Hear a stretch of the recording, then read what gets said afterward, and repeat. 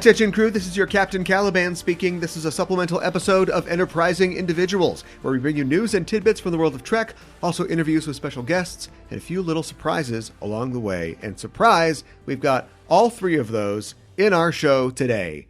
A show that is long delayed for a lot of crazy reasons, and we are just going to get right into it. It's going to be a bit impromptu, but rather than delay even a little bit getting this show published and out to you, the listener, we decided to just get right into it. And what we're doing today is talking about religion in Star Trek. And to help me do that, a religious expert, really the Pope of podcasting, it is Mikanhana from the Just Enough Trope podcast. Hello. Welcome to the show. Thank you for having me. I was not expecting that intro.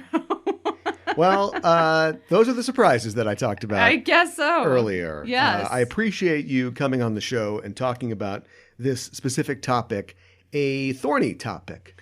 Yeah. Or not, as we might discuss Possibly. as we go on. Yeah. Possibly thorny. And as an explanation to you, you agreed to do this, so now you're stuck. And also to the listeners, this show and its conception went through several different evolutions. Yeah. As several different guests all sort of fell through. So it isn't that you were the last person on the list. In fact, when I knew that the show was in its original form unrecoverable, you were the first person on the list because I knew that you would be game for a discussion like this. Despite your, I think you can admit some lack of qualification, but then so can I.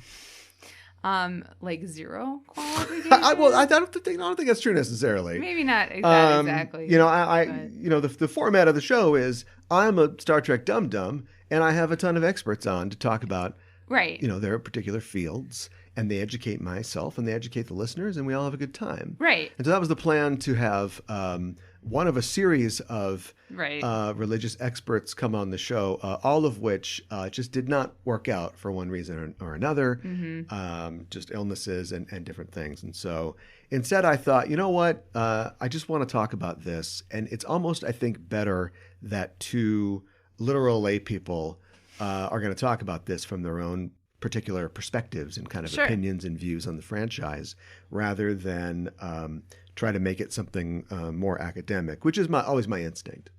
Well, I mean, but when you're talking about like having an expert on, I think that coming from an academic perspective makes sense. Okay, well, you're fired. And I will go try to find, I'll flag down a rabbi and get him on here. All right. But before we talk about that, let's talk about what's going on in your neck of the podcasting woods. Yeah. I know that you've been talking about some of the upcoming summer releases on Just Enough Trope, where you talk about news of the geek world and TV shows, comic books, and movies and that sort of thing. And there's a lot of big movies coming out. But also you've been kind of making up for lost time, because there's been a lot of really interesting releases that are coming out in kind of the summer, because summer, actually we're into summer as far as movies go. Summer starts in like April.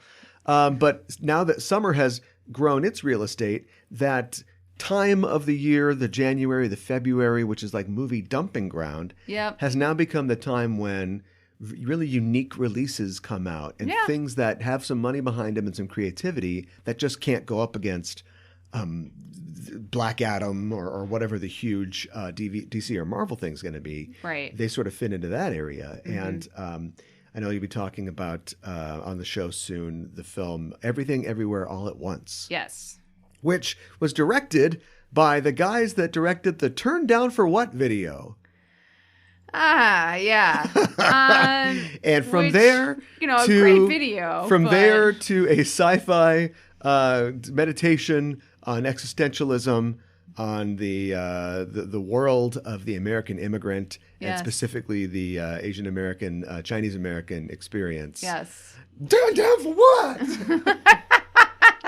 And it's like the Monty Python thing, and now for something completely different. A lot of things. Yeah. Totally different. Yeah. Yeah. No, but I think it's a really interesting film, and it has a lot of things really well. And I won't give everything away, but I did really enjoy it overall. And I think that Michelle Yeoh did a fantastic job. And I think that the actors who played other members of her family did a really great job as well as Jamie Lee Curtis is in it, and I think she did a really great job in her role as well. So just an enjoyable film, I think, overall. And we're also talking about the... Oh, we're not done talking about that. Oh, okay. All right. I appreciate you taking the initiative, but... Oh, sorry. No, there's a buttonhole waiting for you. And in you go. It is a film that has made, a modest, I guess, compared to those Marvel and DC films, $82 million. But that is the most money that a A24 film has ever made, and A24 Which is saying something. Mm-hmm. A24 is kind of it's produced by the Russo brothers, so like, what do you want? But I know. But A24 has become, in the wake of the collapse of the rightful collapse of studios like Miramax, has become the new sort of banner of creative but like well-funded, quote unquote, independent films. Yeah. And are they really indie? Because like you see A24, you're like, I know A24. Well, they're I mean, this is not a mom and pop thing. I mean, they are like well supported, generally films, but they're films that, through, I'm sure, good marketing and also through good ideas, tend to reach out far. Midsummer, Hereditary, which is also by the same guy, I think was also A24. Okay. And films like that all seem to be finding a foothold in the marketplace. Mm-hmm. And I guess what I wanted to ask you about specifically is, this is a film about a person. It's not a spoiler to say that it involves a sort of multiverse or a multiversal hook. Yeah. Real popular right now. Yes, incredibly we've seen that in Spider-Man. We've seen that in Doctor Strange. Yes. We've seen that, I'm sure, in non-comic book movies that aren't coming to my mind right now. A guy I know who is I'm not going to name drop, but is a writer and producer, has talked about how time loops are the new zombies. But I think that he needs to update his syllabus, because I think multiverses are the new zombies. Oh, yeah. And I was wondering why you think that is.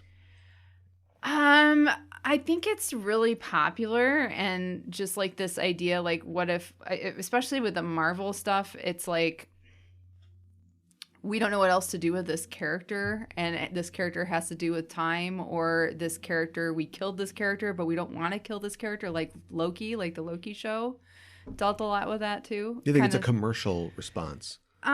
Somewhat. I mean, not with this film, because this film it was like expressing, like, she was unhappy with her life, but it's like, oh, but what if you could channel other people that are like you, that are really good at different things, and also your unrealized potential, or the realities, which the roads you never took. Yeah, and I like that a lot. The Frostiverse. The Frostiverse? The Robert Frostiverse. Oh, I see. The path untraveled. The path untraveled. What a good way to to say. Tell me you can't remember the name of the road not taken without saying you can't remember the road not taken. Oh my God. Yeah. Sorry, I'm an idiot. But I'm learning that a lot of my friends, my very intelligent friends, have real bad English lit. Skills with a Z, and that's the first starting point. It starts spelled with an S, actually, not a Z. And I'm the same way. I never took any English lit classes in college because I tested out of them, which is like, wow, how to keep a smart guy dumb. Make sure he never has to take any more classes just because he's good at taking tests. I don't think I took any other English lit classes in college. And you were a humanities major. But I did take a Shakespeare class as an elective. Oh. And I was a theater major. Mine was an elective, but it was part of, I suppose, my theater studies. Yeah, but I had there were a lot of English students in there too. Yeah. So that's the closest that I got. And then I took other theater classes, but we mostly studied plays. Yeah. Which I would argue, I don't know. Do you think The Crucible is English lit? Because a lot of I think The Crucible students... it's written by an American. Yeah. And it's about an American phenomenon in the 1950s. Well, I guess it's American lit. But would you consider it American literature? Or is it a play? Are plays separate from literature? Plays are literature. Okay. Well, look, there's definitely, I'm sure there are drama classes for the for people who aren't theater majors. Yeah. Focusing on plays. But yeah, like you open up a book of lit and there's going to be a play in there.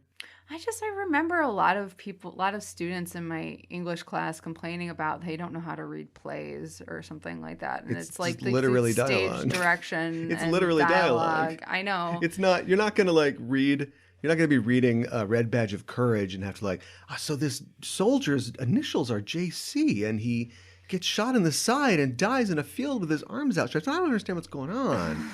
Like, it's not going to be that. It's just like literally people are talking to each other. And sure, I mean, there's subtext, I guess. Right. That's supposed to be delivered by the actors. But, right. you know, it's just like, yeah, people are literally just saying like, I know. Here's how I feel. I feel this way. I just don't like, sometimes I think people put obstacles in front of themselves for reading that they don't necessarily need to. And I wonder if at some point somebody made them feel like inadequate, like that they or too adequate. Or too adequate. And then they didn't have to take any lit classes. Yeah, exactly. Right. Yeah, I've only spent my entire life making up for that. Back to the question of multiverses. Yes. I think that's an interesting idea. And it really, like, maybe that's a huge part of the perpetuation of comic book films is that it's, you know, you mentioned like, oh, we killed Tom Hiddleston, but we want that guy back. Right. And so we can do that. And thank God we are drawing from a world in which anything goes in the sci-fi world of comic books, which has a long history of exploiting that commercial concern. Yeah, right. You know, the Silver Age was born out of comics, you know, coming back into the public consciousness and coming back into prosperity, and then like trying to introduce new characters and new versions of characters. Mm-hmm. And then I can't remember the name of the title of the guy that wrote the story, but it's like the Flash of Two Worlds, where they went, but wait, we've got all that other stuff. Why throw away all that other stuff? And then we'll just say, oh, those guys were on a different universe and a different planet. Right. Now we can have an old Flash and a young Flash, and they can meet up and trade notes sometimes.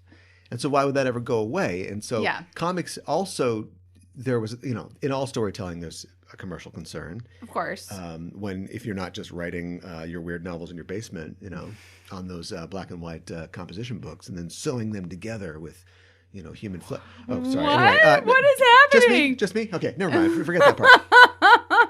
But I think that it's interesting that movies have like finally tapped into this, and I wonder if the game recognized game. Every Hollywood executive, whether or not they work on a Marvel movie, is like, it's pretty good. It's pretty good. Yeah. I wish I could have another universe where Casablanca was never made, and then we can make that again and make a bunch of money and win awards. You know. Don't introduce a Casablanca multiverse. I don't know if I can handle that. You know. It looks like this is the beginning of a beautiful multiverse. And where Elsa, it puts Rick on the plane. Yeah, right. Exactly. You get on the plane. Yes, and then there's another version where they get on the plane together. Oh, they're both on the plane. Yeah, right. Exactly. Oh God, no! What did we do?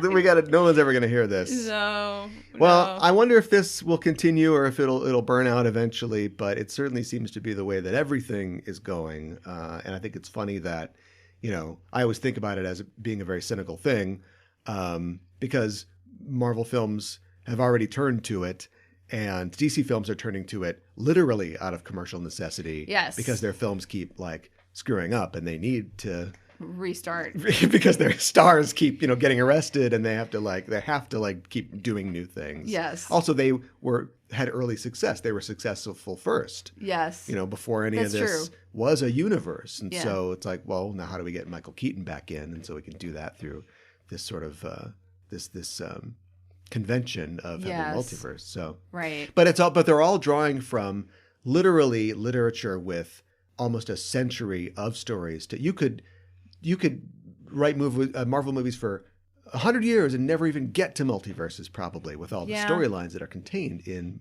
Marvel Comics. This is not. I mean, we're just turning this into Just Enough Trope. This is what we talk about. I was just wondering, like, are there any like thing? This is maybe too big of a question, but like, are there any examples in classical literature or literature in general of multiverses? I mean, there's like. Yes. All right. I can't pull up. What's the first one? Brain, I don't know. What it is. Robert Heinlein is a sure. a classic sci-fi author, and he has a multiversal series. And so, I mean, I don't know what the first one was. Sure. I probably should, but yeah, I mean, it existed previously. Well, I mean, I guess it exists like, man thinks about like, and I say man or woman or woman or a person. A person thinks about themselves and thinks about like, what if there's a different version of me somewhere else? Yeah, that would be Dostoevsky, the double. Sure, right.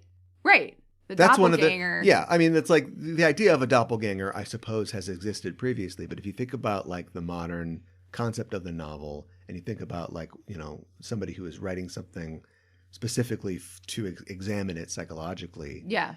I've thought a lot about doubles and doppelgangers in fiction. And sure. I think that Dostoevsky's, the double was one of the first times that it was being explored from a psychological perspective. Sure.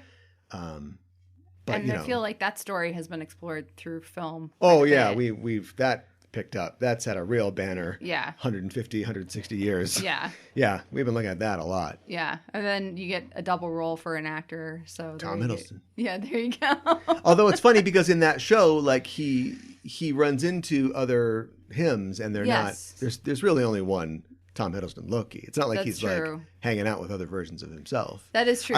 We've already seen in the trailer for the Flash film, which may or may not come out. Yeah. There are two Ezra Millers. Oh my God! Oh God! Oh Lord! To the panic room. Oh Lord! Two Ezras. So they will be exploring that there. Okay, but right. like, yeah, it's could we handle two Tom Hiddlestons? I don't know. I don't know if we could handle two Tom Hiddlestons. I mean, that might be too much charisma. That might it might be too much. Too much sort of snarky charisma. Yeah, exactly. Yeah, I talked about, or we will be talking soon on the show about Star Trek VI, and of course Star Trek VI features two Kirks, but only for like about 90 seconds because it's just two Kirks. That's too much. It is too much. You're right. You want to talk about charisma? Yeah. Holy cow! In even The Evil Within, the TOS episode with two Kirks, yes. It's really only about 90 seconds at the end where they're finally in the same room together. Of course, because that's. And it ends you with want to pull that fun out. With them hugging. Oh. Uh-oh. Gentlemen, start your tumblers. Oh, my goodness. What about the Kirk ship? Yeah. I feel like Kirk would love that. Kirok! It's called Kirok! Oh, my gosh. Well, since we're nearby, let's jump off and talk about Star Trek. Yes. The film Star Trek V. Yes. The Final Frontier. Yes. Is really about first of all, they're putting seatbelts in the theaters this summer. I don't know if you knew that. So you can't walk out. Yeah. What is this telling me? and it's really about a journey of discovery, like all Star Trek stories are. But this discovery is the discovery of, I don't know, unanswerable questions. Well, literally Shakari, but like what is in the human heart? And when I say human, I use that word because we have a paucity of words, both in the real world and in the Star Trek world, to describe sentient beings. Yes. Colloquially. Right. Of course, that's covered in Star Trek VI when Kirk, the ultimate human chauvinist, comes as closest to woke as he's ever going to be by saying, you know something, Spock? Everyone's human. And Spock rightfully says, I find that very insulting. But the fact that Kirk can see everyone being equal to him, that he will treat everybody equal, even though he doesn't realize that maybe they don't want to be called human. That's like your grandpa being like accepting your boyfriend, and you're gay or something like that. Right. It's like, okay, good. Right. Okay, well, we got that at least.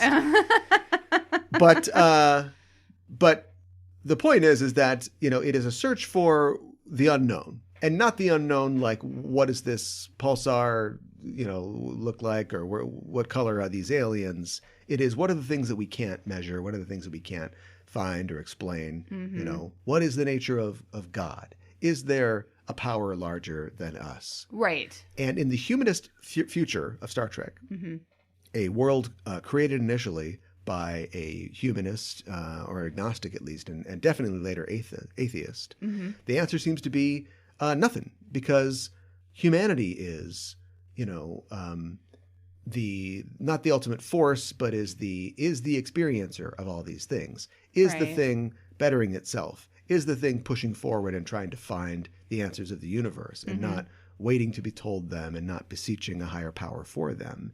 And in TOS, whenever a alien shows up that can grab your spaceship with a big green hand, or can send its giant cat after you, Right. or something like that. Generally, Kirk and company are like, we're not dealing with this. We hold no space truck with this.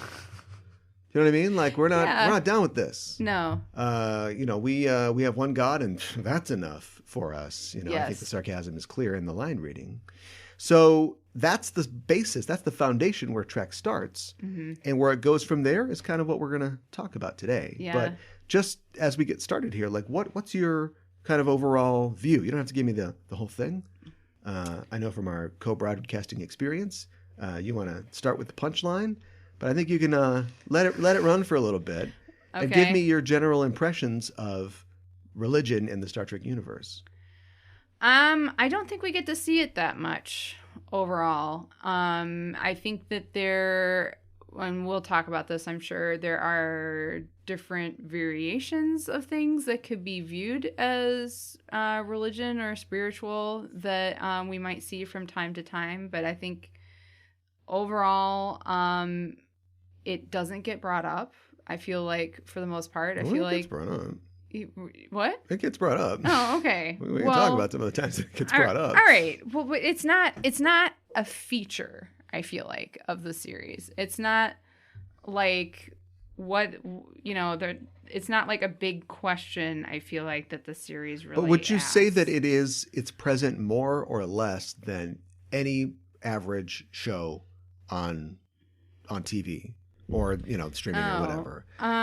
If we took all the shows, they do those things where, we took all the faces of America and put them in a computer, and it came out with this sort of like vaguely sort of ethnic looking person, with, sandy hair or whatever. Mm-hmm. This is what the average American looks like. Is this a real thing? Did I make this up? I have no idea. Was I brainwashed by some race scientist? I have no idea. Anyway, I feel like I've seen something like that. Okay, sure. And so, if we put all the TV shows in the world together into a paint can shaker, what would come out? And I'm going to posit Blue Bloods. Blue Bloods? Yes. Okay. It is a family show about values, starring cops in a procedural show, and it's got a Wahlberg on it. That's what would come out of the paint can shaker. Yeah. So on your average episode of Blue Bloods, how much is religion brought up? And in your average episode of Trek, if these are integers, which, are they the same integer? Is one higher than the other? Having not really seen that much Blue Bloods, Right. I don't. But I mean, I don't really know. Well, then but replace it with a show that you've watched. But you can imagine what happens on Blue Bloods, yes, right? I can. Yeah. But I can imagine there also being a without them talking about it a whole lot, a lot of faith, and like maybe they go to confession a lot. I don't know. Maybe we see them at mass. I know they eat dinner. Uh-huh. That like how like in Do they Star pray Trek they're before always dinner? going to the conference room or whatever. Yeah. That's kind of like a beat or like an Yes. act of the show. Yes. I think they definitely have a dinner scene every Yes. episode. I don't know if they make a deal out of like saying grace or praying. It Right. would not surprise me if they didn't. But Yeah. that's a show that's trying to convey the idea of traditional values. That's true. That's why you have that family meal scene between 3-4 generations of the family. Right. And then I just think that like because it's made in America, the values would also include, religious values probably. Probably. And they're probably Catholic or something. Oh, they're from Boston or something, right? Probably. I don't know. I'm not sure. I just The Blue Bloods episode. I think it might be, I don't know. When you shake it out, it might be about the same, but it might be a little bit more in Blue Bloods. Well, I've definitely. Is kind of what I'm seeing. But what we started this, whatever this is that we're doing, talking about commercial concerns. Yeah. And I think that the commercial concerns of a program in mass media means that it's not going to be, not every episode of Star Trek is going to open with them saying, I'm glad God's dead. Right? Well, no. Or, of course not. Or them it opening with a black mass to their, alien Satan overlord. Like it's going to fall within a certain range because you want people to be thinking about what the episode's about, not the fact that they're a bunch of spacefaring devil worshippers or something like that. Well, do you think that they're like? I know something else that you feel like Trek doesn't necessarily always do well is comedy. Do you think that there's more comedy in Trek, or that they try to do comedy more No, and I think than religion, or is it about the same? Without knowing it, maybe you did, because you asked a question that is it's the perfect question to ask, because I'm going to answer it and it's going to get us out of this cul-de-sac that we're in. Okay. Which is, I think that there is comedy in Trek because of commercial concerns. Because a script needs to have X amount of drama, X amount of romance, X amount of comedy. Sure. And so I think Trek contains comedy because it's expected. And I don't always think that the comedy fits or is done well. And I think if Trek had less comedy, it would probably be more Trek and more successful at what it does. But that's neither here nor there. So the point that I'm making is, yes, it because of those concerns, it has comedy. It has questions of faith in a apparently faithless society. It's always going to explore that because it is a TV show aimed at Middle America. Right. But for a TV show aimed at Middle of America, it is surprisingly skeptical of religion. There is an episode where Captain Picard, everybody, I don't know if you made a ranking of the greatest TV characters of I was going to say the 20th century, but that's when TV started. So I guess of all time. Sure. I think Captain Picard would probably be top 10. And you're not even asking at a Comic-Con. You're just asking in a supermarket or something like that. So many people watch that show. Yeah. And that guy said about him accidentally introducing religion to a group of proto-Vulcans. Yeah. Millennia ago, they abandoned their belief in the supernatural, and you're asking me to sabotage that achievement to send them back into the dark ages of superstition and ignorance and fear.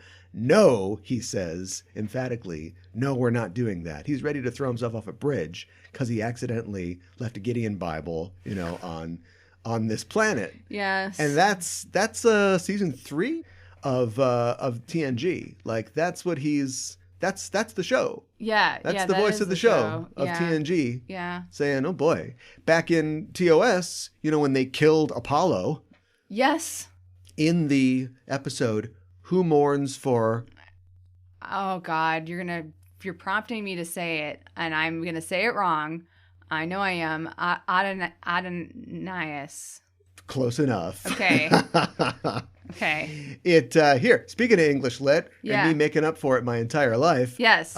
It is pronounced Adonias. Adonias. It has 4 syllables. Okay. Do you know why it has 4 syllables? Why does it have 4 syllables? Because, miss, I took Shakespeare as an elective because of the meter. It's verse. Okay. What is Shakespeare? What kind of meter is Shakespeare's work written in, or the majority of it? Iambic pentameter. That's right. And pent means 5. 5? Yeah, so it has to have... I had to think about it. So it has to have 5 feet. Okay. So the first line of Shelley's Adonais is, I weep for Adonais, he is dead. If you don't say it Adonais, you don't get 10 beats or 5 beats in that line. I see. And they say Adonais 37 more times in the entire poem wouldn't work if it wasn't Adonais. So... Okay. Well, there you go. But they say it wrong in the episode. Shove that up your collected works. No, that word is not. It's one of those goofy Trek titles where it's not even said. It's not even said in the episode? Wow, I don't remember that. But anyway, when they kill Apollo, all he's done is ask them to just worship him and he'll make their lives good. Right? That's the deal that's all he asks. Well, honestly, even in the 21st century, that is not a big ask for a lot of people. No. And after they kill him, Kirk has to act sad about it and say, would it have been that bad if we had just gathered laurel leaves?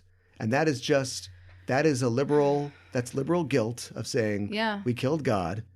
And, unlike Nietzsche, we weren't able to say, now we can do anything. We're like, it kind of sucks that we had to kill God. But he's still dead. Yes. And I know that's not, people should really read that Nietzsche and the whole thing. They take it out of context, but it serves the point I'm trying to make, which is we go from, I'm pretty sure that we're going to do this thing sans God, but we understand that those values exist still. And the proper idea behind them, which is, Jesus basically just said, everybody supposed to be nice to each other. Oh, you're going to get me nailed to a tree. Like, that'll do it, right? Right. We go to, let's get back down on that planet and reveal that we are spacemen from another world. Yes. Because that's better than them going, oh, the Picard. Let's start sacrificing each other. Well, he does not want that. I mean, he does not want that. Yeah, but at right, all, but that's something we like to say on Just Enough Trope. That's what happens. Yes. What it's about is what the writers write, and what they wrote was our favorite TV character of all time is saying, "Oh no, yes, we gotta stop that from happening." Right. Yeah. Well, he doesn't want to be worshipped as a god. That's what that fake character says in the episode. But what the writers who wrote that, the real life writers who wrote that fake character said, we're going to make this character say, religion, not so good. Yeah. Okay. Not could be better. Mm-hmm. That's what happens in the 21st century. Right. When Captain Pike reveals that his father was a seminarian or whatever you call it. Right. Was a theologian. Right. So which to when me did Gene seems like pass away? a huge walk back. It does. It does. And I think although Gene Pike does it. come from an earlier era than Picard, so yeah, we don't have any script here, so we're going to jump through a lot of different points and maybe letters on the outline. But do you think that now we're going to talk about not the real world, we will talk about the fake world. Do you think that the idea of evolution has evolved over the centuries of the Federation? Do you think maybe in Kirk's time it was like, oh sure, we see. In Balance of Terror, we see a wedding or the start of a wedding in a multi-faith chapel that has different, what if Nurse Chapel was raised Episcopalian, but then she converted to Judaism? She had multi-faith chapel. Right. We see a chapel with different religious symbols, and that's all fine and good. But then like Keiko and O'Brien just get married and 10 forward. Like, is there no chapel on the Enterprise D? That's the byline for this episode. Where's the chapel on the Enterprise D? I think they decided not to have one. Right.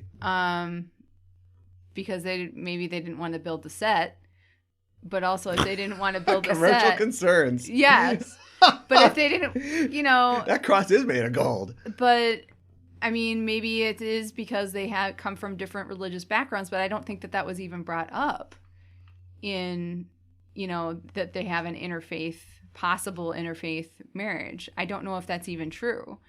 Well, okay, so, yeah, I'm glad that they didn't do that because O'Brien would just be Catholic. Yeah. Even though, I mean, he's, you can pick one of two things, right? Right. But he would just be Catholic because that's the funner Irish thing to be. Right. And then she would definitely be Shinto. Yeah. Because the white guys that write Star Trek don't seem to like religion, but they really don't understand. They only understand like monolithic ethnic cultures. Yeah. These people are all, this is a spacefaring culture, like a society, especially the people who are literally spending their lives on these ships, Yes. So it's like, I always think it's funny that like, at least Sulu was born in San Francisco, right? Yeah, right. But like Uhura's like, oh, I was born in Africa. It's like, hey, it's cool to be from Africa, but all of you could be from anywhere. Do you know what I mean? Yeah, absolutely. Like you could be born on New Africa on the planet Chiron Beta 9 or whatever. Sure. Like, why are you all from Earth? Because even Discovery, most of them. Yeah. Not like the alien characters. Honestly, if you like, put a gun to my head, I couldn't tell you where anybody's from.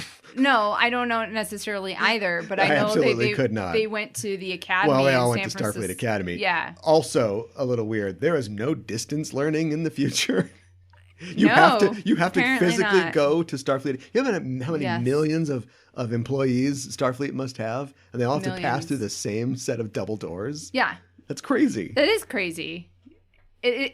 It blows my mind to think about like how huge their classes have to be like every year. Yeah, right. That's kind of why I your professor and their army of TAs that are all just grading millions of papers. I mean, like you think about a classroom in our world that has like about like 100 students. That's a lot of students. But like a class in Starfleet has to have way more than that. I know that's competitive, but like, come on. Yeah. And it's just, It's something, if I plan on going back to this in the future of the show, but we have addressed it already, as we've addressed just about everything on Enterprising Individuals. Mm-hmm. When I talked with Dr. Mohammed Noor, who's Dean of Sciences at Duke College. Yeah. Duke University, excuse me. And we talked about, like, just what the future of learning looks like. Yeah. And like, just like the weird fact that there's like one Starfleet Academy. There must be more. Strange. Anyway. Yeah. Back to the question of religion in Star Trek. So yes. I think we've revealed through our discussions about education in Star Trek that the people that make Star Trek are TV writers. Yes. Charlatans and liars. Oh my God. Who come from different walks of life, but possibly are possibly masters of no trade, jacks of all. Yes. And so they don't know. And unless they think that it would be interesting as TV, they aren't going to come up with it. Mm-hmm. So we're left to fill in the blanks. Do you think too that I mean, I know that Gene didn't really want religion to be a thing. Is that correct? No. Speaking of Shinto weddings. Yeah. He had one. I know he did. With his white wife. I know. Yeah.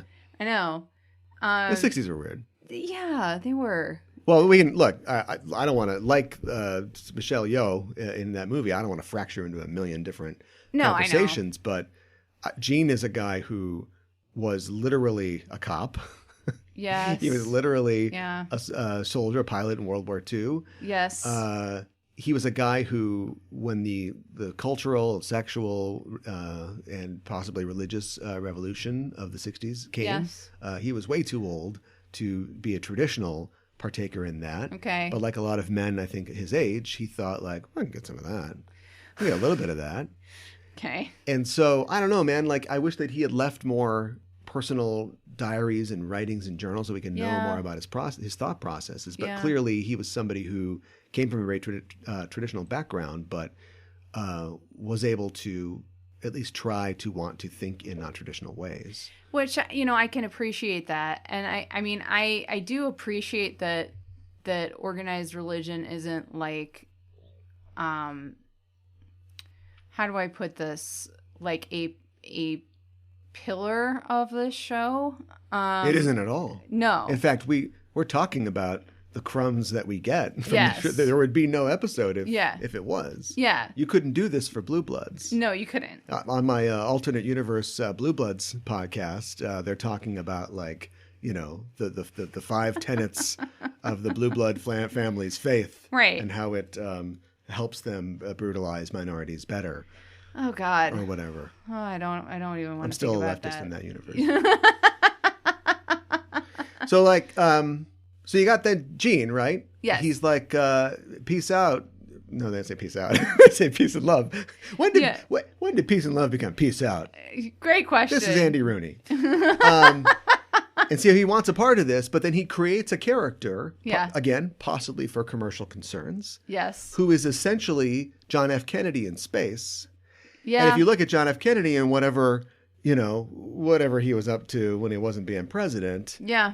Still, like, the Catholic family, right? Yeah, Catholic family. Yeah. That's a big thing that you know about them. Yeah, that's pretty. Yeah, well, we know a lot about them, but we know that. Yeah. And so, like, he makes JFK in space, but his JFK isn't like, well, we did it for God and country. He's like, making it his job to shoot phasers to blow up gods. That's what he does. Yeah. Yeah. And then culminating in killing the big G himself in Star Trek V when I Spock know. shoots him with a disruptor. I know.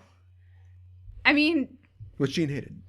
Yes. Although Gene did want Kirk to fight Jesus on the bridge of the Enterprise. Is that right? In the original motion picture script, right? The God thing. Okay. He had this idea called the God thing, where God would come to Earth and we'd realize that God was just, a sham, a Wizard of Oz, basically. And then James Kirk would beat him up. Do you think that that's partly where Shatner got this idea from? Like, is that? I'll bruise you for our transgressions. Yeah. Yeah. Damn. Just that, like... Oh, so interesting. We talked about this on my talk with Joe Mazel, and we talked about Star Trek V, that, Kirk, it was Kirk's idea. He says that he got, or Shatner, but what's the same it's all difference? good. That Shatner watched a lot of TV, I guess, in hotels. So he's working on Rescue 911 or something. Got some time on his hands. And he was, he was watching 80s televangelists. It was a big fad back then. And thinking like, what if the Enterprise ran into like a guy like this? And what if his initial idea was like, we're going to show these people to be charlatans. Because this is all when like the Baker PTL thing was falling apart. Sure. As seen in Tammy Faye. Yes. The Eyes of Tammy Faye. And of course, that's a good idea. Maybe that's necessary, but it's a little mean-spirited for a Star Trek film. And so eventually that evolved into something that the crew themselves could be a part of, literally, that exploration of like, what is it, what we're looking for. Now, of course, that is completely subsumed in the film by all the wacky hijinks and prison breaks and sibling drama and blue horses and fan dances and missing rock monsters and every other crazy thing and Bones killing his dad and everything else. Oh my God. Everything else that happens in that film, like that's barely explored. But I think it's funny that the one Star Trek film, other than the motion picture, if you look at the bones of the story still being that, the one Star Trek film that tries to do that can barely do it because it's doing all these other things. It barely has time for it. Do you think that like Sybok, with like the way he shows people their pain, do you think that he's actually helping them? Like, does that last, do you think? Or is that like temporary? Well, this would be all speculation within the world of the show, which I'm happy to do. But I do want to talk. Well, let's talk first. Yeah. Peace first, then dessert. Okay. Let's talk first about how his idea in Star Trek, his idea of a religion, he's clearly coded as a religious figure, even to an extreme degree outside of the normal kind of Hasidic coding of, if that's the right word, of the Vulcans. Yeah. Which is like J.J. Abrams like, let's put a Jewish guy in charge of Star Trek. And he's like, oh no, we're going to make it explicit. And so Vulcan explodes and now there are people without a home. And it's like, whoa, okay. I never really thought about it like that before, but that is, yes. You went like 100% shul on this baby doll. Yeah, right. Yeah. But I think that's, it's an interesting thing, which also the Kelvin films have not really picked up on because I don't think that cinema is the place to really explore this stuff. It's really on TV. But his thing turns from that core of an idea about like religious experience and the exploitation of that to kind of like self-helpism, kind of going backwards a decade into like the 70s and the idea of like pop psychology and like him just saying, we have to face your pain. Let me help you face your pain. Right. And you faced it and there you go. Reminiscent of the deeply weird portrayal of a character like that in Invasion of the Body Snatchers by our boy Leonard Nimoy, where he plays that psychologist that wears the arm brace or whatever, and he's like, you're the real, you're the you right now. What do you feel? Get mad, get angry. And the idea of the same thing that they were doing in that film, which is exploring people tuning in and dropping out and that being a form of control. The first movie was about communism. Yeah, right. And this one is more about popular social movements and people sort of becoming slaves to like fads and trends and ideas. Jeff Goldblum works in this like mud salon or whatever's going on in there with Barbara. It's like a mud bath. Yeah. That's weird. More and more, I think, or Veronica Cartwright, that's her name. More and more, it's Star Trek isn't even exploring religion necessarily in 5. They're exploring this idea of whether you can just feel good about stuff and be the you are now and I'm okay, you're okay, or do you need to explore these horrible pains and this suffering? Every man suffers right in his own way, or woman. Well, and is it psychological too? Like you're like, well, why do you feel this way? Then you have to go back and look at your. Well, that's just psychotherapy. Your childhood or where this pain began. Yeah, that's just psychotherapy. Yeah. So as far as like whether Sybok stuff works, I don't know. Everybody seems pretty happy when they come back in 6. Scotty bought a boat and. That's true. Although Scotty's the one guy who doesn't get the whammy, does he? No. In 5, everybody's just having a good time, and so I suppose I don't know. The thing is that nobody will never know because they dropped it because that movie didn't do well, and so they wanted to forget about it immediately. But if I had to do it up myself, I would say, it has to, right? I think if you don't have a scene where Bones is like, oh no, I shouldn't have killed my dad. Yeah. Then we're we're just making explicit something that we have always known, but now we're confronting about the characters, which is bad things happen to them. Yeah. And because they have to be tough military people, they repress that sort of stuff. Mm-hmm. And so Kirk has to throw Joan Collins under a bus, and then he comes back and he feels bad about it, and Spock erases his memory, which is just a sci-fi way of saying, I pushed that all inside and I'm never going to think about it again. I'm never thinking about it. And it's also a commercial concern because we're not ever going to... We're not going to bring the actress back. Well, we could. You know, we haven't invented the time travel story or the multiverse story where he meets a different version, Jennifer Sisko from the Mirror Universe, right. And now he has to deal with that. Right. That's probably there's no better point for us to take a stop at the station and talk about DS9. Okay. And a almost complete reversal of everything we've talked about up to this point. Yeah. Where right from the start. Oh, that's true. That's very true. Yeah, Michael Piller and Ira Steven Behr said, nope, we're going to talk about religion and we're going to do it almost constantly. Yeah, that's true. I think that it isn't quite the real trial or just application of religion to the setting that a lot of people think it is. Mm. You think about like all the times that you hear about Bajor, and they literally go to Bajor like half a dozen times, like to the planet Bajor, in the show. And you keep hearing about how things are affected, but you never get a sense of like where the Bajoran. I feel like you know more about the Cardassian government than you do about the Bajoran government. Yes, I do too. Yeah, and that's too bad. Mm-hmm. But certainly having characters like the Vedics and like the Kai, and having a character like Kira who is many things, like a lot of Star Trek characters, but is very specifically, devout in her religion. Yes. And having it almost be, there are definitely episodes where she has to struggle with her religious feelings and her practical duties. Yeah. I feel like it's almost more representation than it is examination. Do you know what I mean? Just because she was fasting because of the Bajoran time of denial or whatever, or an episode starts and she's doing a hands in front of the candle type thing. I don't think that too often, she's put in a position where her beliefs are running up directly against. She'll name check it. Like she often talks about how, it was tough for her to relate to Sisko because it's like, it's like working, what is that David Mack says, like working in Jesus's carpentry shop. Yeah, right. But I think it's a lot of window dressing sometimes. Sometimes I think so too. I mean, what is your opinion on Sisko, and his?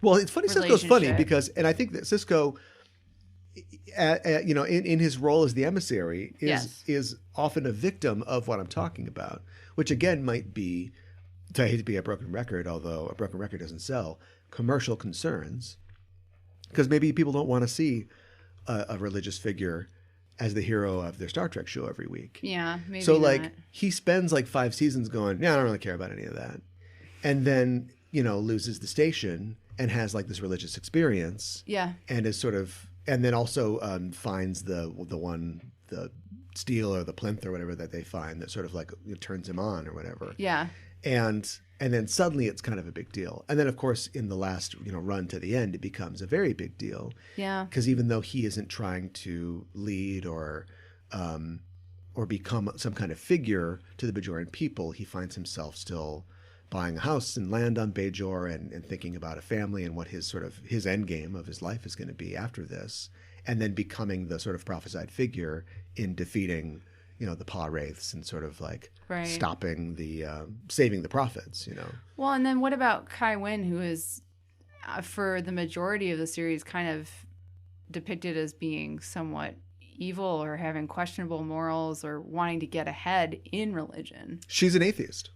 She's an atheist? Yes, she's a priest who becomes the pope. She's an atheist pope. Okay. And we've had those on Earth. Yeah. No problem. Sure. But she is somebody who is only, and I don't know. I don't know what's in her mind, her not real mind, but I know how she conducts herself. And she is the most cynical of religious leaders. She's very cynical. A Joel Osteen of space. She is 100% concerned with her position and where she can And get her to. image. Yeah, in Yeah. her image, yeah. And she's a fantastic character. She's one of my She favorite is. characters for that reason, because that is interesting. Yeah. Later on, when she literally meets like one of the devils of her faith, Yes. that's got to change your opinion. Yeah. Do you know what I mean? Yeah. If you got like a pope or like a priest who doesn't, who's lost their religion, bad example, From Dusk Till Dawn. Yeah, right. Harvey Keitel plays a priest Sure. who's completely disillusioned, doesn't believe really in God anymore, doesn't feel like he's, has an answer when he prays. And then he is faced with real embodied evil, a bar full of vampires. Mm-hmm. And it's explicitly called out when George Clooney's like, we don't need a faithless priest here. You better pony up and get your faith back, because we need a mean, servant of God. Yeah, right. But his arc is that like he finds something to fight in, which is to stay alive and to keep his family alive, and to, and that's where he finds his faith in that time of crisis. Maybe a better example. Yeah. Gene Hackman's faithless priest from the Poseidon Adventure. Okay. A guy who was completely cynical. I've seen that. I've seen it because we talked about it on BackTrekking. You can look that up. We paired this Disaster, the TNG episode Disaster, with the Poseidon Adventure. Sure. It works out great. But he's a character who's totally faithless, and then this horrible thing happens. And he was already questioning how God could let people suffer, but he finds his faith again through service, which is, these people are suffering. Yeah. This isn't an existential thing. This isn't Spinoza or something like that. I am the person who can help these people out. And so if that is, God telling me I have a role here, Yeah. in helping them. Well, you're making me realize that there are more instances of religion in Trek. No, I'm trying to say that that's not true. Oh, that's not true? No, I don't know. I think it's there, whether or not they are saying one thing or another about it. Like you said, maybe it's just set dressing for something. Well, the more that we talk about it, the more I learn that I think maybe I looked at this too narrowly, because I thought because we don't see a Star of David, because we don't see a crescent moon, they're not dealing with religion. But if you want to talk about religion, what are we talking about? Are we talking about faith in a higher power, and does that higher power need to have a name, or are we talking about the kind of faith that, that we hold up as humans who live, and I'm sorry that this phrase has been ruined, in a society who need to protect each other, who need to find commonality, whether we have antennae or not, against the anomalies and the empty spaces of space. Right. And so, when Kirk says at the end of Star Trek V that maybe God's right here, the human heart, it feels so kind of silly and empty, but maybe in the end or in the future, that's all there is. That's what we're talking about here. Yeah. Because the more people we find, the more religions there's going to be. Do you know what I mean? Like every planet is going to have 100 religions. Yeah. It reminds me of like the God's right here in the human heart. It reminds me of Unitarianism. Like my grandpa is Unitarian, and he's a very funny guy, and he, as most Unitarians are. Well, but a big part of their religion, as I know is that they learn about other religions. Yeah. And I think that other organizations do that too, but that's universalists. But Unitarians, that's a big thing.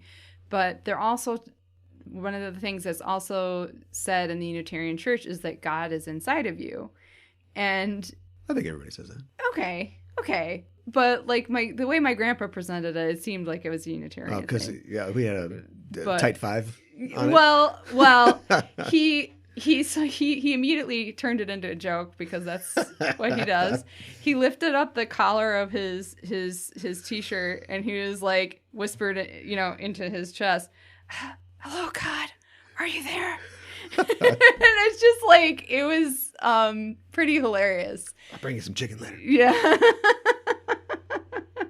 Yeah, I think that is probably at Star Trek at its most religious is that. Yeah. At its least religious, it's, fully humanist. And I don't think that humanism and, I don't know, we'll get into my background in a little bit. which you probably should have started with.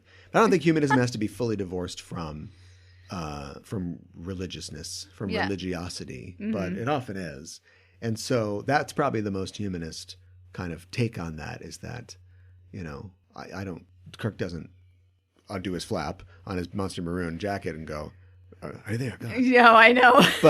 but he's saying that we can hold all of those principles, all the best principles from religion in our heart, which ultimately boil down to, let's be nice to each other. Yeah, and I agree with that. Yeah, I have a background in religion, and I was raised in an evangelical home and went to an evangelical college, where I think the first stirrings for me started of why not, I'm here to better myself. I'm paying private school money to better myself. Right. Shouldn't I believe that it's up to me to do that? That, relying on God and asking God for guidance, can help you. But I'm always reminded of the little boy and girl. This is something I heard in a sermon once. Sure. Little boy and girl who were wandering through the fields, and they climbed over a fence, and they found themselves in a bullpen. Oh, crap. And the bull started running at them. And the little girl said, let's kneel down and pray for God to save us. And the little boy said, we can pray while we run. You know what I mean? Smart. Yeah. Yeah. Kind of a God helps those who help themselves sort of thing. Yeah. So that's kind of always been my idea. A lot of my teachers and a lot of my friends and peers didn't like that idea. Oh, really? And so, my attempt to brand myself as a Christian humanist was pretty roundly rejected. Didn't like that. Fast forward. Yeah. Star Trek podcast where I talk about Star Trek not being religious. What's your religious background, if you don't mind me asking? Yeah. I don't really have a very strong religious background. My mom was raised Christian, Episcopalian, and my dad was raised Jewish.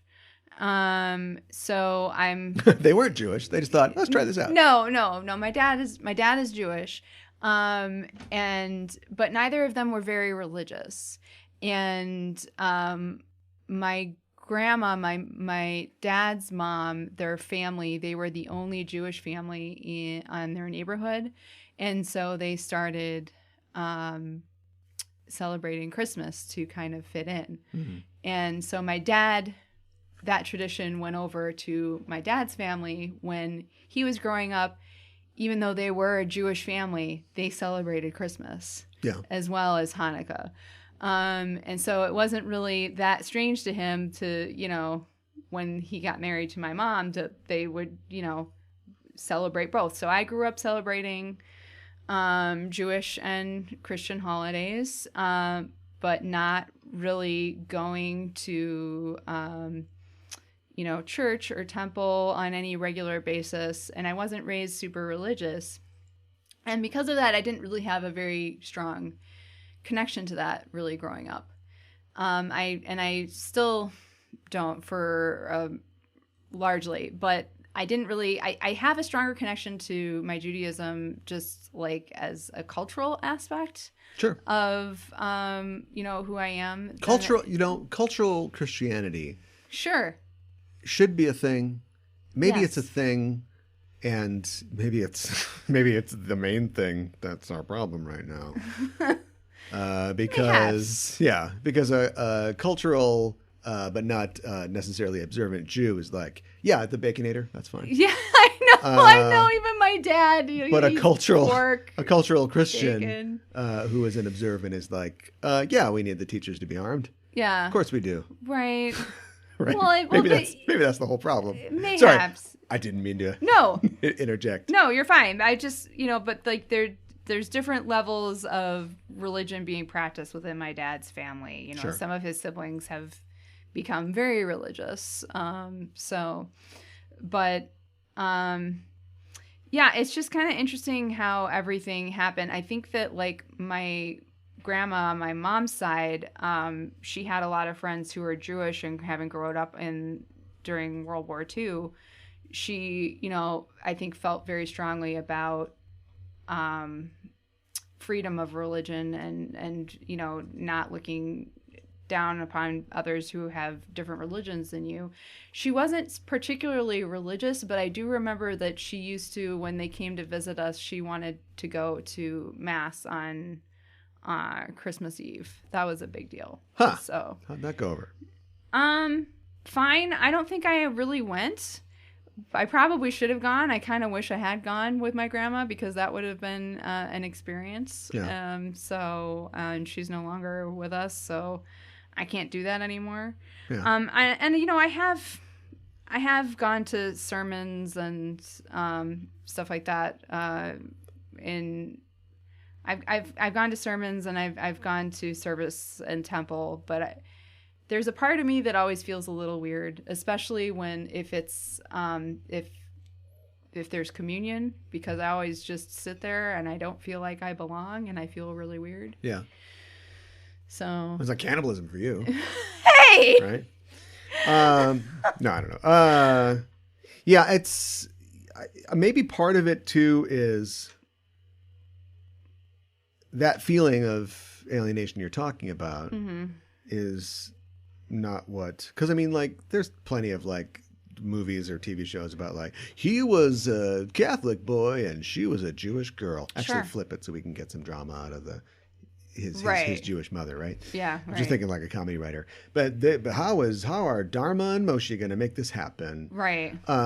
That's not really like what Trek's about. No. And like people feeling alienated. You don't see that. I mean, we could see in Star Trek. Not Picard, as we've established. Right. But I don't know, maybe Michael Burnham going to a religious service that Pike, is at. Like, Pike's like, you should come to my Universalist church, whatever, and having her experience it and be like, oh, that's really interesting. Right. Not signing up, not taking any literature or anything like that. But I would like to think that the people of the future are like that. I would too. We see an episode that is secretly about religion. Let he who's without. Oh wait, listen to the title. Let he who's without sin. It's secretly about religion. Where they go to Risa and the group that doesn't want anybody to wear bathing suits and to do something, but it's very vague of what they want people to do. Right. But they are a coded like religious group that is shaming everyone. Right. Their whole thing is like the Federation has lost its values and it's got to get back to so and so. And Worf is like, it makes some good points. I know. But what I think is cool is they go around and everybody's like, oh, here comes the Westboro Baptist Church. And they're like, at 2:00, we're going to be giving you some real juice. Everybody comes. Everybody stops playing volleyball and puts their clothes back on. Yes. And they go check it out. And after it's over, they're like, not for me. Yeah. They don't know those guys are going to wreck the weather machine later. No, they have no idea. But I like that, and I'd like to think that everybody gives everything at least an ear for a little bit. I would like that too. But if they just decide that there's no religion and they never show anything, then you can never see us, being broadened by exposure to things that we aren't necessarily going to take on. Right. And then we can't. How do we get to the? It's right here in the human heart. I keep tapping my chest Your twice. Your chest as if somebody can see you? You can't see that on a podcast. He's tapping his chest, everybody. Going forward from DS9, it's almost like the series is like, well, we're not doing that anymore. And so Voyager is filled with very recognizable, very human characters who don't really do much with religion. I mean, we literally get an episode where B'Elanna goes to Klingon hell. Sto-vo-kor, yeah. But that's an examination of, the legacy of her relationship with her mother and her family and taking on your parents' traditions rather than a specific Earth religion. Janeway tells somebody to go to hell and that they're a coward. Yeah, that was great. And Tuvok, sort of through the observance of his Vulcan sort of beliefs, which always kind of stand in for religion, kind of represents that. I feel like it does. It's a show where Neelix learns that there is no afterlife, at least not for Talaxians. And so that seems like a very specific. You literally see him have an existential crisis because, everything that he thought was true, he now believes to be not true. Well, and then I think that just completely throws your worldview. Think like his family all died horribly. Yeah. And he had this idea, well, at least I'll get to see them in the afterlife. and to have that ripped away from you. I mean, that's incredibly traumatizing. So I really feel Well, I would argue that Neelix. he was not dealing with the loss. He was just putting it on the well, you're right. the emotional credit card because he was figuring that he would get to see, them in the future. And it's like, right. Well, I think a lot of people have that problem because true or not, the existence of the afterlife, we've only got our time here, right? And how bad do you want to make your time here? And whether or not that is measured on some kind of ledger for where you're headed. Mm-hmm. But anyway, back to Voyager. So like Voyager is, I think, pretty like, well, why would we talk about that so much? Let's not worry about that. Enterprise is doing its own thing. It's that kid that is doing its own thing. Yeah. And then the shows come back and we've got Discovery and we're off to the races and here's a big opportunity to do something. And they don't. And they mostly just have that one very specific episode where we find out that Pike's dad was very religious, a religious scholar. Mm-hmm. And we see, a planet that has survived by creating an interfaith kind of religion, which is, I'm sure, not a metaphor or a suggestion on the part of the writers of Discovery. That's about it. Picard? Nothing? Nothing Picard. Nothing? Strange New Worlds. I feel like Strange New Worlds that's probably where an episode would land if they did something like that, but they have not really yet done something like that. They did have one episode where they met some religious zealots who believed in a comet, and they're like, okay, all right, assholes. And then it turns out that the religious zealots were right. Yeah. And I'm like, what message are you trying to send, humanist show? Right. I don't know. What do you think if Star Trek continues, and of course it will. Yeah. And I know that there is no like giant brain in a jar that directs all of Star Trek. I think the series would gel together more if there was. But we know that that's not true. Right. But writers and showrunners are affected by cultural trends and by mandates from the giant corporation that owns you. Yeah. What do you think the attitude towards religion will be going forward for Trek? Do you think any new big statements will be made vis-a-vis Laurel leaves or no, I will not let these people slide back into ignorance? Or go back to Hell Coward. Yeah. I don't know if they're going to do anything really big. Nothing tells me that they necessarily are. I don't think so either. The only thing I can think of if they continue, like maybe there's some sort of commentary on like God doesn't say that you need to have guns or something like that. But like something. Why do we have automatic like phasers? These are weapons of war. Yeah, right. Yeah. That's the only sort of thing I can think of. I do think that give Keiko a phaser, right? Yeah, right. One door on the school, Keiko gets a phaser. Oh my God. Keiko's school was blown up. It was. And they didn't give her a phaser. No, they didn't. They didn't even teach her about what to do to teach her students if it blows up again. Right. Yeah. Take one of those future chairs. You can lever it under the door. Yeah. Oh, no. Shh. The door's open like that. Well, it wasn't her school blown up. That's a Star Trek Yeah, joke. it's a Star Trek. Wasn't her school blown up? Very dark Star Trek joke. It is. Yeah, I said it was blown up. But wasn't it by a religious zealot? Yes, she was teaching evolution. Yeah. And they blew it up. Yeah. I like to see, have they, is it too late for them? I kind of want an answer to the question I asked you. I think no. But I do think that Vulcan, like religion, is the closest we're going to get. So if they're going to get something, they're going to say something. Well, the Vulcans are unified now with the Romulans. That's true. So how does that fit into your idea? Well, that's in Discovery, though. Yeah, but that is the future of the franchise. Or Strange New Worlds. So they could say something with Strange New Worlds. Yeah, that's the past of the franchise. Anyway, my point is, I really want a Scopes monkey trial.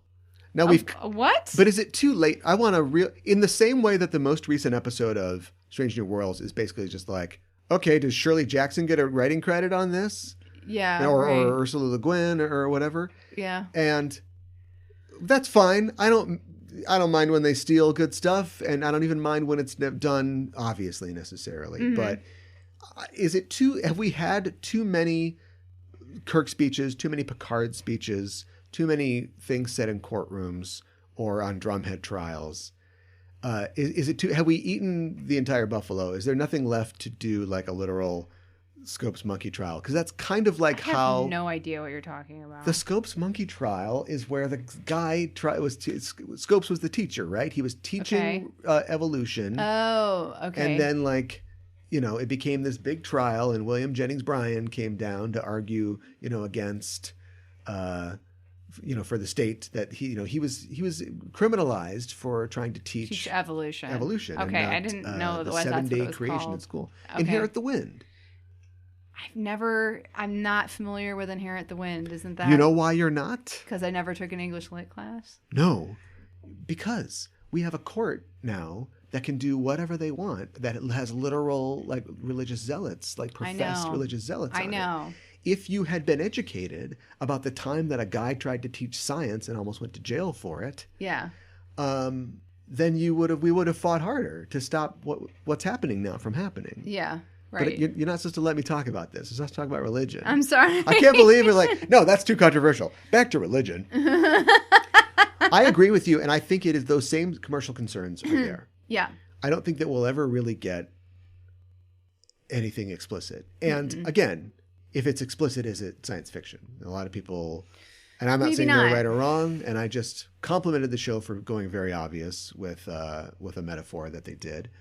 But I do also sometimes feel the point of I know it's cheesy that the guy's white and one side black and the other, but when you want to tell a story about racism in a world where you got a Russian, a Japanese guy, a black. Clearly, the Federation has fixed it. Right. You still have to tell stories about it because we have not fixed it in the real world. Right. And so that's what the sci-fi's for. Don Draper yells at somebody. So I don't think that we'll ever really get that explicit. But just like having a Russian guy, a black lady, a Japanese guy, or having a non-binary person, a trans person, LGBTQ characters, yes, more ethnicities that we haven't seen before. Yeah, I think we need to come to a decision on whether there's religion or not, and we need to see it, because the truth is, no matter how enlightened and humanist we get, we're going to have religion. I don't think that faith is a disease that humanity has. No, I don't think so. I think it's a feature and not a bug. Mm-hmm. I think that we need to apply it in positive ways and not negative ways. I agree. But I don't think that we're ever going to discover some technology that makes us go, well, I don't feel the need to feel a connection to anything bigger. That's literally what makes us human. That is... You're tapping your chest. Say thump, thump. Thump, thump. Where God is in the human eye. Right? So I would like to see in the show them at least deal with it through representation. Sure. If not through explicit stories. And... just name calling. You're a jerk. Name dropping my acquaintance David Mack. That's something that he has strove to do in his works. He has written 1 million Star Trek novels, many featuring the same characters. A regular rotating cast, and he has took pains to show that some of them are people of faith. Show that some of them. Believe in a higher power and that exists, and it doesn't get in the way of them believing that warp drive works and it's not a conspiracy, or it wasn't given to us by the baby Jesus, right? That they can integrate those things. And I don't know, I just think that that's important. And it's been 4 seasons and it's just been a blur, hasn't it? But I can't remember any specific time that Michael Burnham was like religion jerk off motion. No, I can't either. But if they wrote a speech for her like that, I feel like I could see her saying that. Yeah. But then also I could see her saying, faith, Webster's dictionary defines faith as something oh my gosh. I know. So I don't know. I don't think the writing's always that consistent. I don't. Although I know what Pike would say. Yeah. It's pretty crazy. You're kind of waiting for them to really find Pike's character. I feel like Pike is like a captain-shaped person, right? He's a cookie cutter, a captain cookie cutter. A cookie cutter would be okay. Defined shape, but it tends to connote that it is with. Something that is not individual. That it is you make a lot of cookies with a cookie cutter. I suppose I know. As long as you were trying to intend that meaning. What I'm saying is saying, he is fuzzy. Yeah, he is nebulous. I was trying to say that. He is simply good guy space daddy. Yeah. And I'd like to see him come down somewhere on something. He can't just be cool and making ribs for everybody.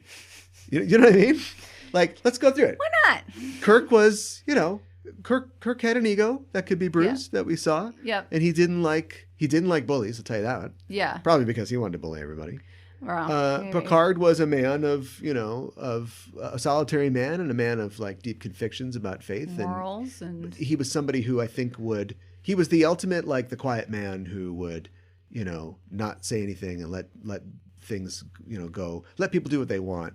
But he was the guy who would never, walk by a problem. Like he would have to deal with it. Yes. And Sisko was a guy who was very divided. I think he was a very good administrator, but his family was very important, and he would always, I think, pick his family over his work until that became impossible because the entire future of the Federation was resting on him. Yeah. And possibly the galaxy. Who knows what the power wraiths would have done. Possibly. And Janeway is somebody who just like knows who she is, like 100%. Yeah. And she also has, I don't want to, maybe Kirk has Janeway traits. I don't want to put it all on Kirk, but she's also somebody who will not tolerate a bully at all. No, she won't. And she's very self-assured. Yeah. And as she's somebody going to cut corners to get home because she feels responsible for... She's not going to cut corners. I can think of a million times that she doesn't a million times, but like then later on, if an opportunity presents itself, it's not necessarily cutting corners. Like I think that like somebody... The curse of all people who are very skilled and who are prodigies, like she definitely is, she had a lot of trouble seeing her limitations, I think. Yeah. Knowing what her limits were and having to confront not being able to do everything and save everyone. Yeah, that's true. And that's, she's my favorite captain. That's just fascinating. Yeah. Archer's Archer.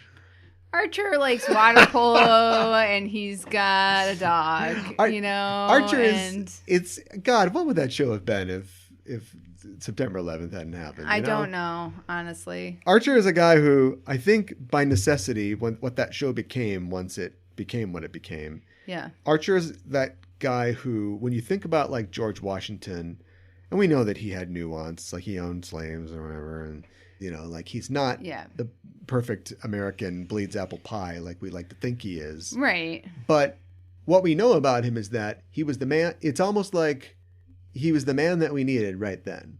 Yeah. For that time. I think that's whatever true his flaws were. Too. Yeah. When we needed somebody to unite 13 completely disparate colonies, full of people born in England, who had no reason to think that we could do this or pull this off. They didn't know the Baconator was in the future. They didn't know what America meant. The fact that he could rally those people together, unite them, fight against this overwhelming, colonizing force.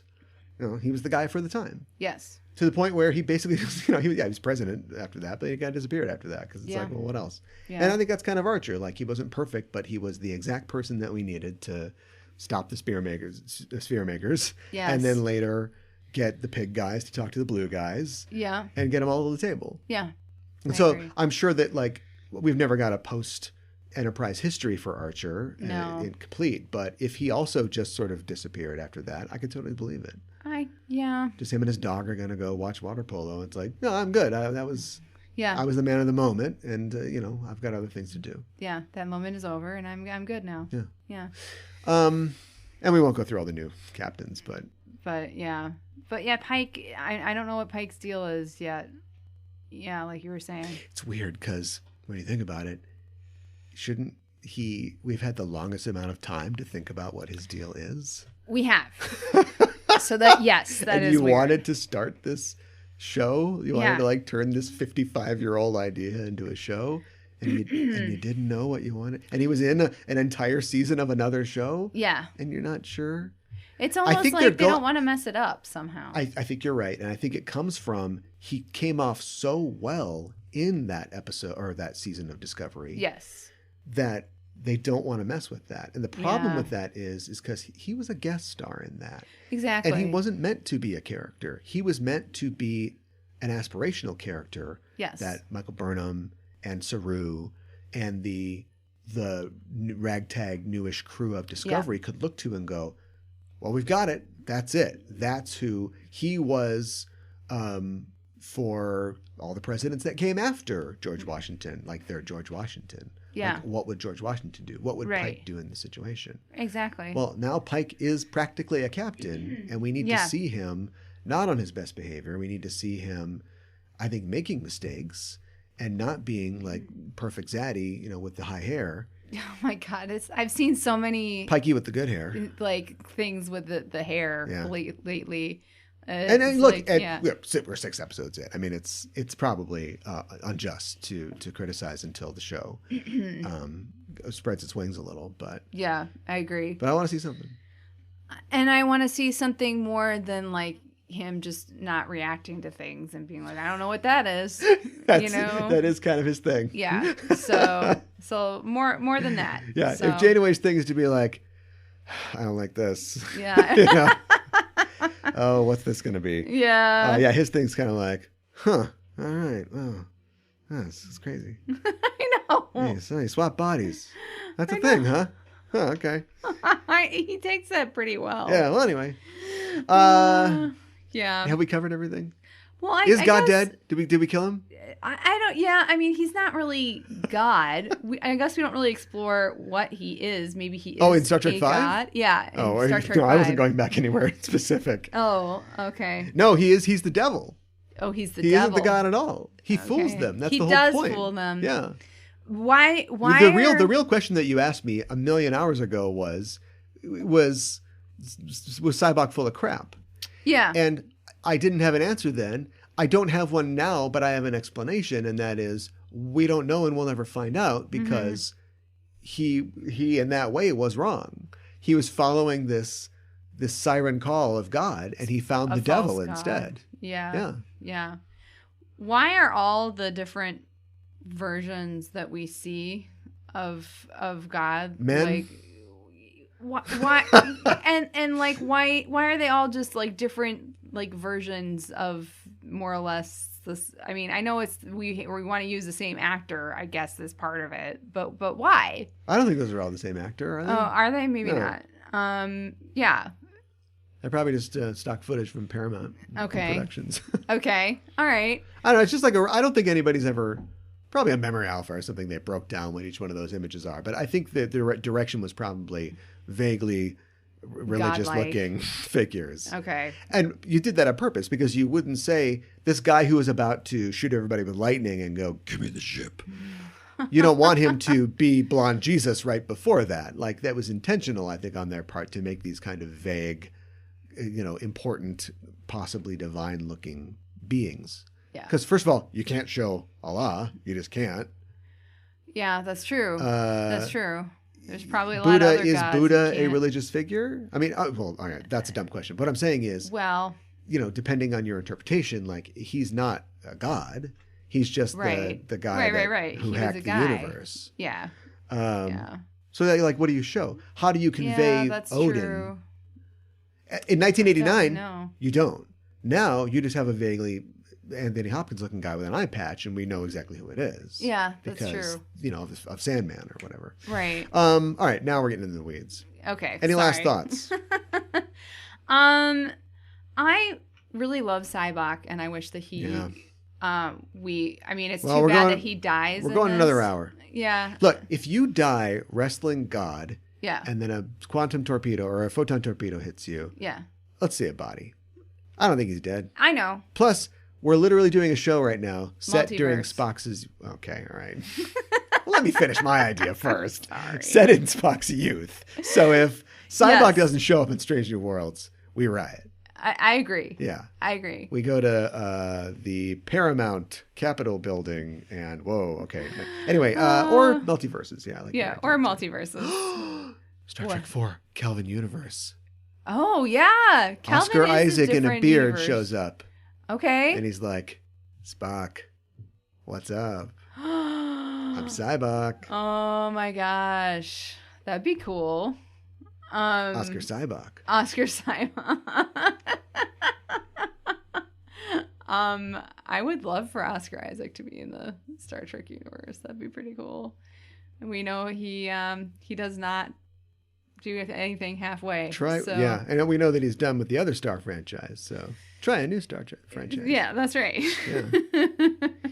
Yeah. Speaking of talking to yourself or being on screen opposite yourself. Yes, that's true. The entirety of Moon Knight. Yes. Okay. Thank you for joining me. I don't know if we accomplished anything, but the more I thought about it, the more I thought there's nothing to accomplish. What are we going to accomplish? This is a thorny issue. God? And you're not doing thumb. God being in all of our own hearts individually, we can only bring our individual experiences and impressions and beliefs to it. So I appreciate you doing that, and thank you for being open on the show. Tell me what's coming up on the panoply of shows that you are on currently. On Just Enough Trope, we will be talking about the new TV show Ms. Marvel. And on Sailor Noob, What's Sailor Noob? What is that? Sailor Noob this thing that you just brought up.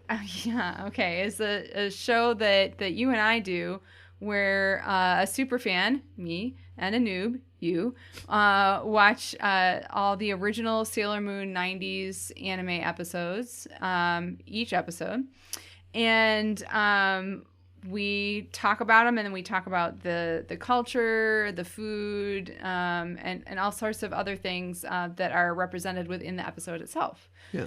And so there are 200 episodes, and we are just past the 100 mark. A little bit just past. I think we just released 115, which is crazy to think about. So yeah, it's been quite a journey. You know, I was completely unfamiliar with the show when we began, and knew that I would be getting into, I know about anime, and I'd be getting into an anime show, but I didn't know what to expect. But I am always continually impressed. I'm very rarely let down by the quality of the show. Which is surprisingly good for being even just an early anime show. Yes. And I'm also always entertained and educated by the essentially little clinics that you put on every week, explaining these ideas of not only the cultural ideas, like we've talked about Shinto and Buddhism on the show, but also traditions in Japan. How do you take the train in Japan? Like practical things. Talking about like Japanese pop stars and just finding those kind of looks into a different culture, which I think even if you're not, if you're a weeb, or an anime fan, you probably are already interested in. But even if you're not like an anime fan, there's still just a lot to learn. So there is a ton to learn, and I one reason why I love doing the show is doing those segments and diving deeper and learning more myself because. It's always cool to learn more about Japan. So, yeah. Yeah, I agree. So you can find Sailor Noob where? You can find Sailor Noob wherever you listen to podcasts. Just search for Sailor Noob. And on our socials, it's either Sailor Noob or Noob_Sailor because somebody else got there first. Oh. Yeah. And so who would have got there first? I don't know. But we are on Instagram and Twitter and Facebook and all those good places. Yeah. So go looking for that if you're interested in that. If you're interested in hearing us talk about comic books and movies and TV shows, join us on Just Enough Trope at justenoughtrope.com or wherever you get your podcasts from. And of course, all of the shows and programs on the Just Enough Trope network can be found at justenoughtrope.com. We have a link tree as well. That's probably just linktree/Just Enough Trope. I think so. And you can always find them all on the Just Enough Trope Twitter page at Just Enough Trope on Twitter. Well, again, thanks so much for joining me. The blessings of the great bird of the galaxy go with you, and also with me. You. Yes. And until next time, this is Caliban for Mika saying, live long and prosper.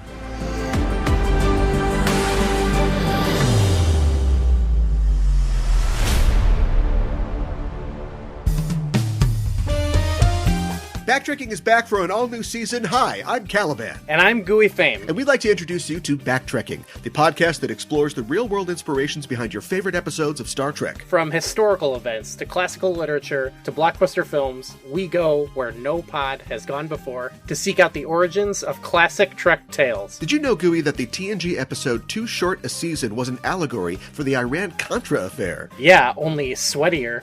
Did you know that the Enterprise episode Regeneration was an homage to the John Carpenter film The Thing? Archer and T'Pol freezing to death over a bottle of whiskey would have been a controversial ending. As a dog lover, Archer would not like The Thing, I'm guessing. Oh my god, movie night is canceled. Join us every other Thursday for a journey back to the beginnings of the Trek universe. BackTrekking is available wherever you get your podcasts. No, Porthos!